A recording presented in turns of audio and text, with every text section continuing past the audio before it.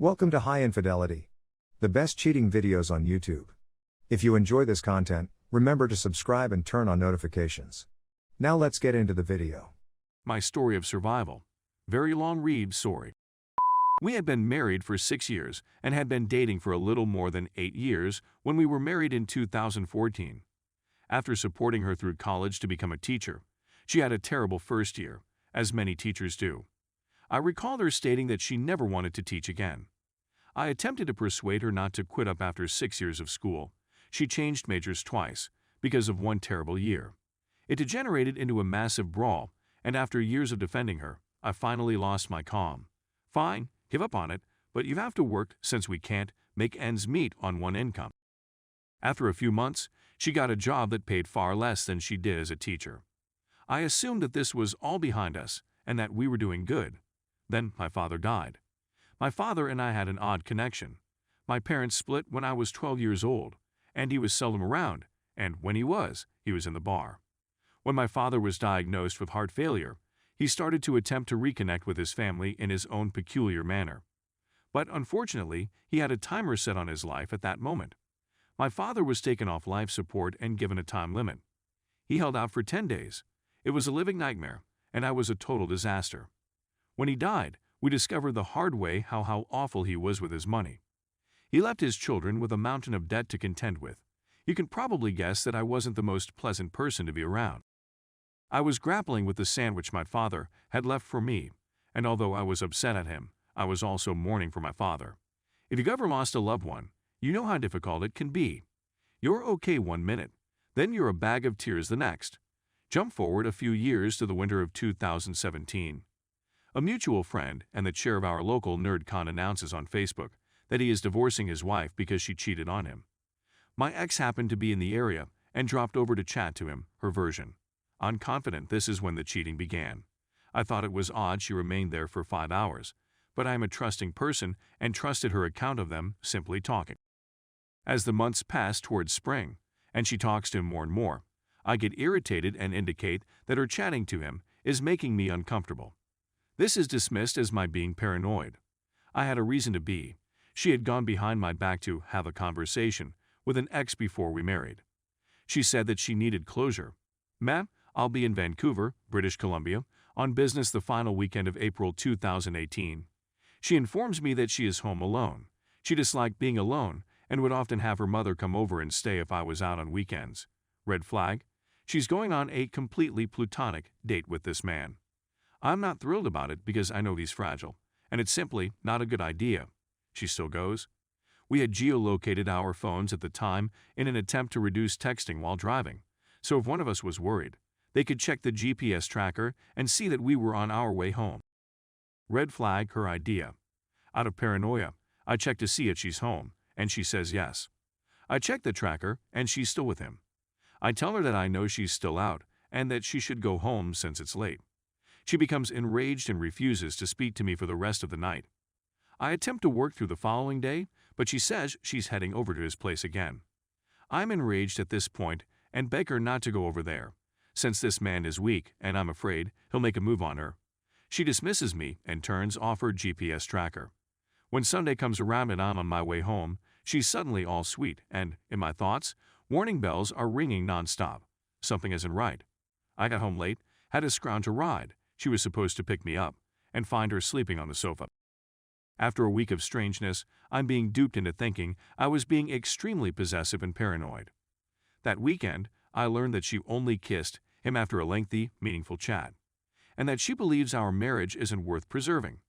I spent 2 days doing everything I could think of to improve problems. Pick me dance. She made up her mind. She chooses to go for a walk with the dog, and in a fit of worry, I log into her iPad and access her email. That's when I discovered her deep love for this person and her desire to leave me. I'm terribly devastated. The room begins to spin, and I completely lose it. I'm having trouble breathing. I phone her and inform her that I am aware. She runs home, and I ask her directly, "Do you want to be with him?" I believe I do. At this time, I erupt into a fury and tell her I can't be around her right now and must go. I'm going to book a hotel room for the night. At this time, she departs and goes to his house to stay the night. Knowing she had left the dog, I checked out and went home to care for our pooch. Despite the fact that it was over, I laid up all of our wedding photographs, as well as all of our images from the previous 11 years. Everything is on the kitchen table. I make her sit and look at the images when she gets home. Don't give up on this, and especially don't give up on us. Please do not squander 11 years on someone you hardly know. It took me years to recover from what she replied in return. You're screwed. OM got his sh*t together. I need some time to think about it. She then walks away. I'm devastated as I sit there. Knowing that it's all over, I see she left her tablet logged in on the counter. I gave in to temptation and opened her messaging app. I'm waiting for you in bed, she said to him. At that time, I realized it was all over. In a fit of wrath, I destroyed the wedding picture on the wall. I contacted her and told her to come grab her. It will be ready for her when she arrives. My brother, bless him, I owe him my life, assist me in stacking all of her on the front porch for pickup. Now I see I could have handled things better. In hindsight, it's 2020, but the lady I cherished, sacrificed for, and did all I could to make her happy had just moved in with another guy. She quickly moves in with him, switches her mobile phone plan from mine to his, the same day, and this jerk goes to the conference, where I was on staff, and professes his love, and that everyone who does not support them would be ejected out. Naturally, I am barred from attending the conference, so not only did I lose my wife, but I also lost my tribe, who I believed was on my side. 4 weeks later, the convention is finished, she has totally moved in with him, and she plasters images all over Facebook of herself hanging all over him.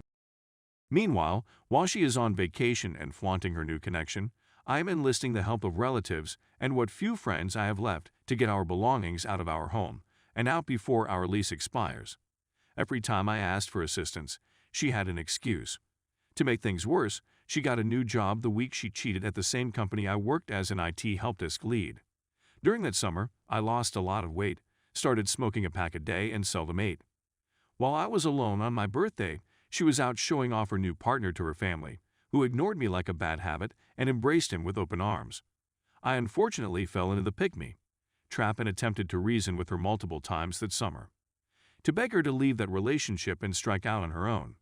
She then recounted to me how after your father died, I lost interest in you. I knew you were in mourning, but I had needs as well. You no longer pay attention to me. She attempted to come on to me one of the final times I talked to her, and I stopped her. I became enraged and told her that this was not the notebook, and that she needed to grow up. As a last, she chooses to take the OM on a vacation we had planned together to Ireland and England, where my family originated in the 1900s. I had banned her and anybody linked with her on social media at this time, so I didn't see the trip splashed all over the place. Soon after, I completed the divorce papers on my own and it was finalized. I haven't talked to her in person in a long time. 1 or 2 emails will enough to settle certain accounts. Aside from that, she utilizes her parents as a surrogate for whatever she requires. I avoid any touch with her and anyone connected to her. Unfortunately, this meant that many of her friends supported her or thought that being in the convention was more essential than maintaining a connection with me. Throughout this process, I discovered a wonderful therapist. He helped me understand that none of this was normal, and that I was doing my best to respond in a very screwed-up scenario, his words. Through counseling and describing what had occurred, I realized there was nothing I could have done to avoid it. And all of her arguments were illogical and did not justify her adultery overall. I learned a lot. I have solid coping skills, and I did the best I could given the circumstances. I started focusing on being a better person and letting go of all of this nasty, awful garbage. Making time for self-reflection and self-care, for example.